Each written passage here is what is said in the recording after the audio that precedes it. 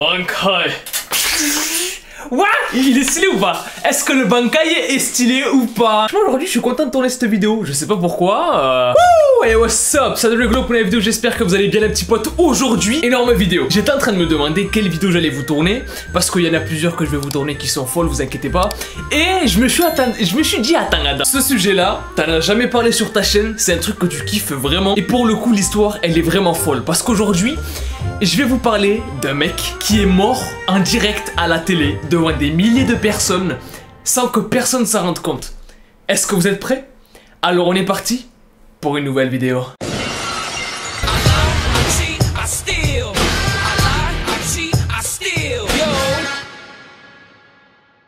Ce mec-là s'appelle Pero Aguayo Jr. Mais son vrai prénom c'est Pedro Aguayo Ramirez. Il est né le 23 juillet 1979 à Mexico, au Mexique. Et en fait, ce mec-là, il lui est arrivé un truc de fou, puisque comme je vous l'ai dit, il est mort en direct à la télé devant des milliers de personnes. Et là, vous allez me dire, oui, mais Adam, comment est-ce qu'il est mort, ce mec? Qu'est-ce qu'il a fait pour être mort? Qu'est-ce qui s'est passé? Et c'est là, les gars, que je vous dis, je vais kiffer cette vidéo. Parce que là, on va parler d'un truc que je kiffe, le catch.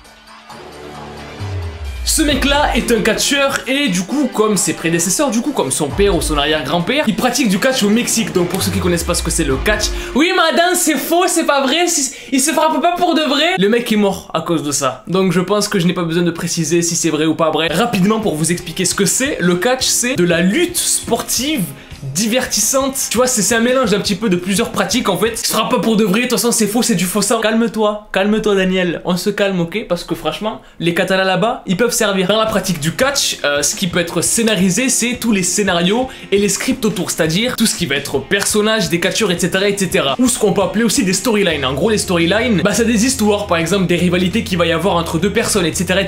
Mais il y a bien une chose qui n'est vraiment pas mal, alors vraiment pas fausse, c'est les prises sur le ring.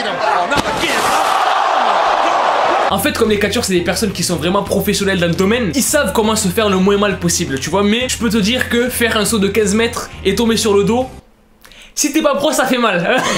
Et justement, ce mec-là, il est catcheur dans une fédération, parce qu'il y a plusieurs fédérations. Il y a la WWE, que beaucoup de personnes connaissent parce que c'est la plus connue, je pense. La New Japan Pro Wrestling, cette fois-ci, qui est un petit peu plus dans le côté asiatique. Et il y a la AAA, donc qui se passe au Mexique. Il y en a plein d'autres du coup. Et là, ça s'est passé au Mexique. Ce jour-là, il y a un nouvel épisode du show hebdomadaire de catch mexicain, du coup à la AAA. Et le main event de ce show-là, donc le main event, c'est le match pour lequel les gens viennent le plus et qui est le plus attendu et qui est à la fin généralement des shows de catch. Le main event oppose Rey Mysterio à Pero Aguayo Jr. Et pendant ce match, il me semble qu'il y a eu une intervention du coup du catcheur Suicide et du coup d'un autre catcheur qui va aider Rey Mysterio. Mais bref, pendant ce match-là, au début, tout se passe extrêmement bien. Les prises sont bien faites, tout se passe au calme, tout est nickel. Tu vois, le show se passe bien, le promoteur du show il peut pas rêver mieux vu qu'il y a Rey Mysterio et Suicide qui sont deux catcheurs qui sont quand même assez reconnus dans le monde du catch, donc c'est quand même pas mal le délire. Les spectateurs sont contents d'être là et malheureusement il va se passer un truc ce jour-là qui va faire que Pero Aguayo va mourir. En fait, comme je vous l'ai dit tout à l'heure, le catch, c'est pas réellement faux dans le sens où les prises qui sont effectuées sur le ring, c'est des prises où il tombe vraiment. C'est-à-dire que si le mec tombe mal, se réceptionne mal, il peut mourir, tu vois. Il peut mourir ou se casser un truc, peu importe. C'est-à-dire que frérot, si t'es là, tu crois que tu vas faire des RKO en mode... Moi je te... RKO, déjà tu peux te luxer une cote déjà. On crois pas que c'est en 2 minutes t'arrives, ouais, 619, je sais pas. Non, ça ne fonctionne pas comme ça mon ami, d'accord? Tu vas juste finir sur un fauteuil à vie, ok? Et surtout l'une des choses les plus importantes dans le catch, après bien réceptionner les prises, etc. c'est la confiance qu'il y a entre les deux catcheurs. Parce que c'est deux mecs qui s'affrontent, t'as compris, tu vois? Et c'est avant tout du spectacle. Donc si les deux mecs, ils sont pas comme ça, bah ça le fait pas trop, ça part en couille en fait. Et c'est déjà beaucoup arrivé ce genre de truc où ça part en couille parce que les deux s'entendent pas trop. Bref, il y a plein de vidéos qui traînent sur YouTube à propos de ça. D'ailleurs, la chaîne Catch Club a fait une série sur des trucs comme ça, donc n'hésitez pas à les voir, voilà, c'est cool. Mais pour en revenir sur l'histoire, du coup, malheureusement ce jour-là, il y a Pero Aguayo Jr. qui va mal prendre une prise en fait. Et même avant cette prise, en fait, ça va partir en couille. En fait, il y a un moment où le partenaire de Rey Mysterio va essayer d'effectuer une prise sur lui. Il va l'éviter en faisant une roulade, mais il va mal faire la roulade en fait. Et cette roulade qui va mal faire sur le ring, elle va toucher quelques vertèbres. Et cousin, les vertèbres, faut pas toucher. Faut pas toucher, tu vois, d'un vertèbre, il y a vertébrale, colonne vertébrale.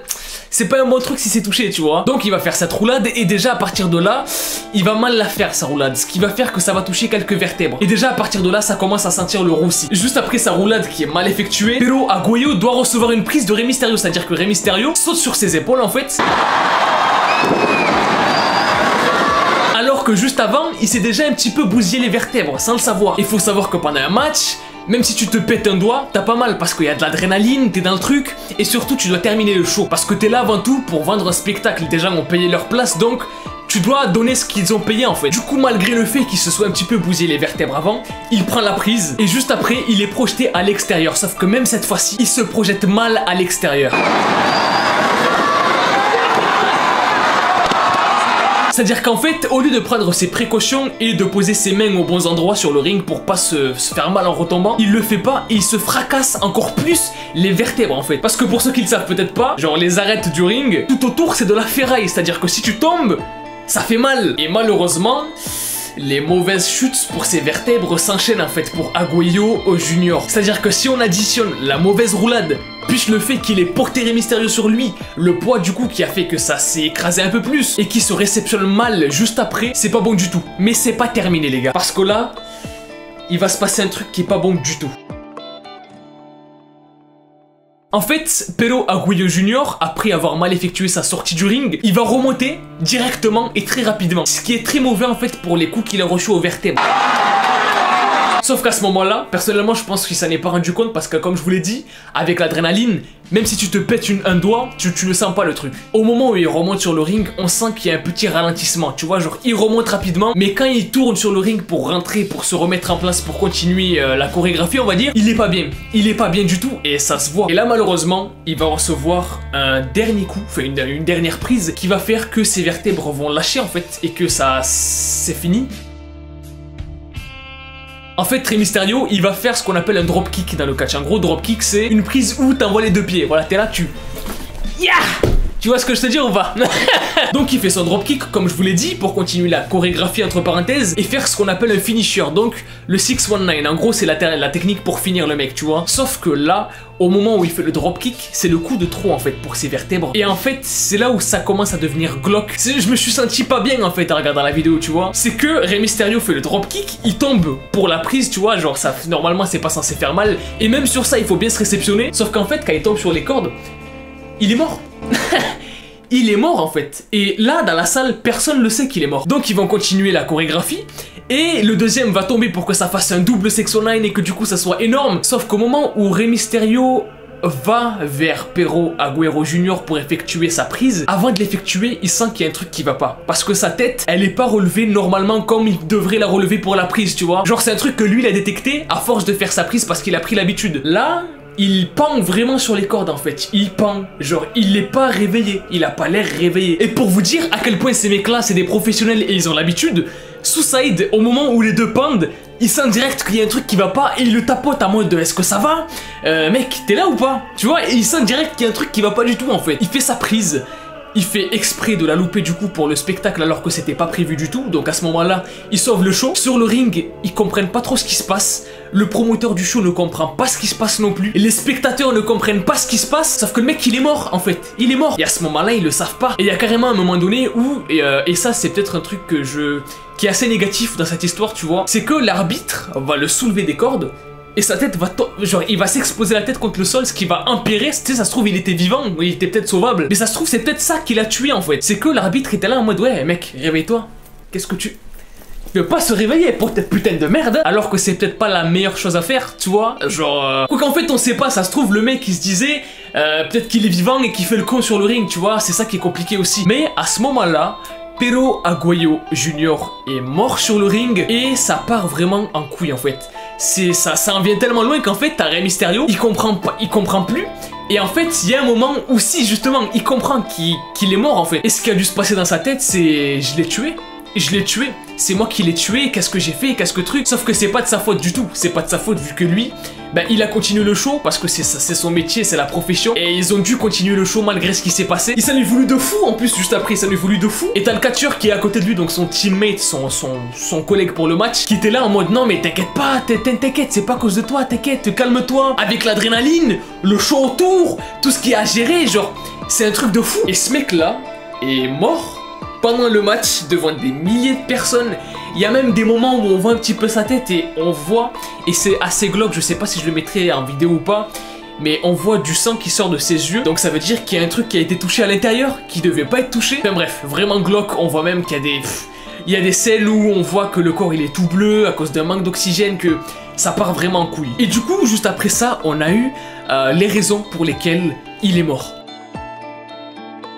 En fait, c'est ce que je vous ai expliqué depuis le début de la vidéo au fur et à mesure. C'est qu'en fait, ces vertèbres, elles ont été touchées à chaque fois, un peu plus, et c'est des mauvaises vertèbres. C'est des disques fragiles, en fait, qui sont juste derrière sur la colonne vertébrale et la moelle épinière, tu vois, c'est ce qui te contrôle, en fait. Ce qui fait que tu bouges, t'es debout, t'es vivant, tu vois. Ça a été touché trop de fois, violemment, au mauvais endroit, ce qui a fait que, du coup, malheureusement, ce jour-là, Perro Aguayo Jr. est mort devant des milliers de spectateurs qui ne se doutait absolument pas qu'il était mort en fait. Et le truc de fou, c'est genre la position de Rey Mysterio, tu vois, genre le mec, il a vraiment dû se dire, j'ai tué ce mec. Genre, demain, ses enfants, ils verront pas leur père à cause de moi. Alors que c'est pas à cause de lui, tu vois.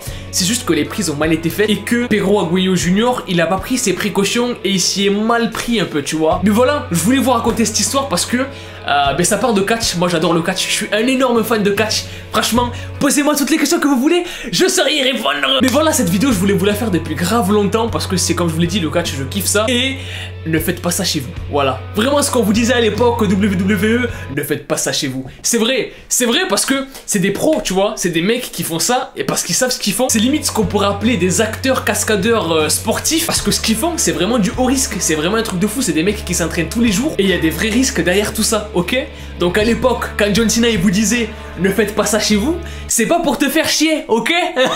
Je dis ça, mais même moi je continue à m'amuser à faire du catch. Vraiment, faites attention à ce genre de pratique parce que comme je vous l'ai dit, c'est fait par des professionnels et cette histoire, elle le montre encore une fois, tu vois. Ça peut aller très vite, de mal tomber, de ne serait-ce que tomber sur le dos, tu vois. Toi sur le coup tu vas pas le sentir, mais juste après en marchant tu peux tomber et mourir d'un coup, tu vois. Voilà pour la prévention, au moins c'est fait. Mais je voulais vous parler de cette histoire parce que je kiffe grave en tout cas les gars. Dites-moi dans les commentaires si vous étiez au courant de cette histoire ou pas. Je pense pas que je vous referai d'autres vidéos sur les histoires comme ça. Il y a d'autres chaînes qui le font mieux que moi sûrement, tu vois, comme la chaîne de Catch Club comme je vous l'ai dit. Il y a d'autres chaînes aussi qui parlent beaucoup plus de catch comme Univers d'Ajus ou alors Wrestling Clinic. Bref, il y a plein de youtubeurs qui font des vidéos sur le catch et qui font des vidéos mieux que moi sur ça. Moi aussi. Donc n'hésitez pas à aller faire un tour, voilà. Au passage, parce qu'il y en a beaucoup qui m'ont demandé, oui Mahadin, pourquoi tu fais plus de vidéos avec ton frère? Qu'est-ce qui se passe? C'est plus ton frère? En fait je crois que t'as pas compris, si t'es un frère, c'est ton frère jusqu'à la fin de ta vie, ok? Eh oui. Mais n'hésitez pas à aller vous abonner à sa chaîne, voilà, il fait des TikTok, il fait des vidéos sur YouTube aussi, donc n'hésitez pas à aller vous abonner. Tous les liens sont dans la description, voilà, donc abonnez-vous en masse à toutes ces personnes qui font des vidéos de fou. Et puis voilà les gens, j'ai kiffé faire cette vidéo. Moi je vous dis à la prochaine, peace out. Et kiffez la vie.